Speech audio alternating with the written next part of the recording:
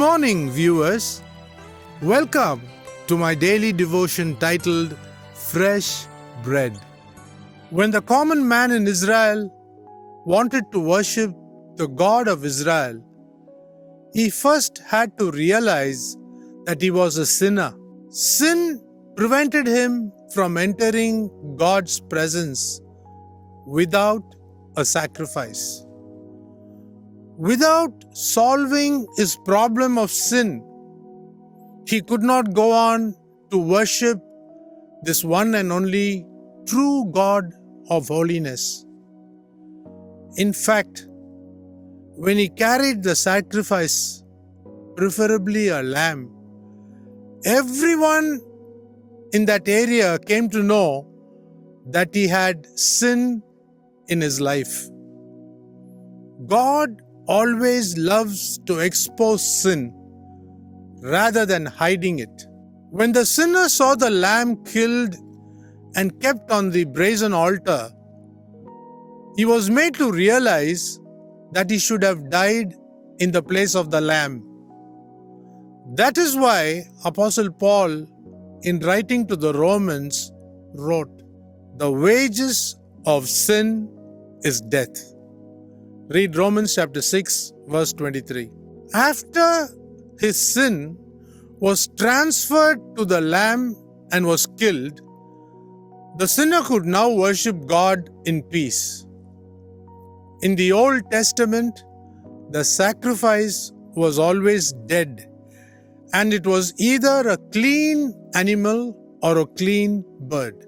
In the New Testament, the sacrifice expected by God, according to Apostle Paul, is a human being who is alive. In fact, Paul calls the offering as a living sacrifice. When the Christian disciple offered himself on God's altar, Paul defined it as a spiritual act of worship.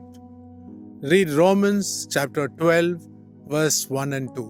Jesus Christ set us free from the grip of Satan only to willingly offer ourselves up to God as a living sacrifice.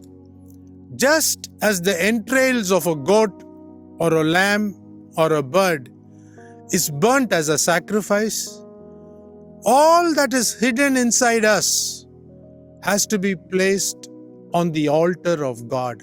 All hidden sins like pride, envy, jealousy, lust, they are the works of the flesh and they need to be burnt. We should not be conformed to the world, says Paul, but by the renewal of our minds, get rid of all the internal issues of our heart to please God thereafter. Remember, it was the death of Jesus Christ that changed the worship pattern on this earth. Read Hebrews chapter 10, verses 19 to 22.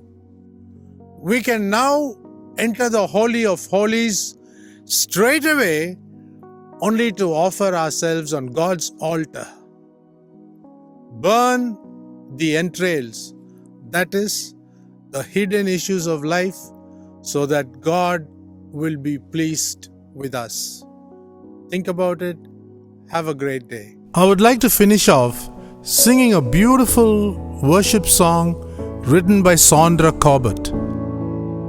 I worship you, Almighty God. There is none like you. I worship you, O Prince of Peace. That is what I long to do.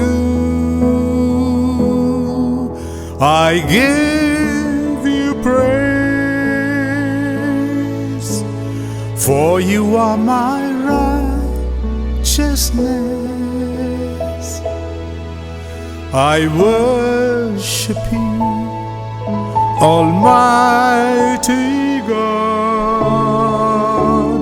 There is none like you.